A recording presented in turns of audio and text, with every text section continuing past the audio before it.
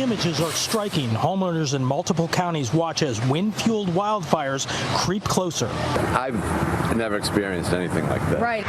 By land and by air, crews are working around the clock to keep the flames at bay.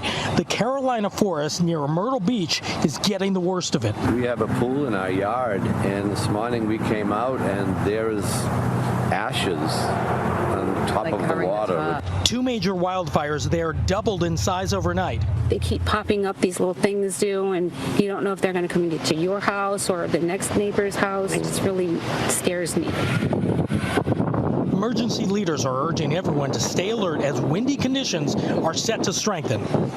There is now a statewide burn ban in place for South Carolina, but this risk actually crosses state lines to right here. On Friday, the National Weather Service issued a fire watch that includes Atlanta.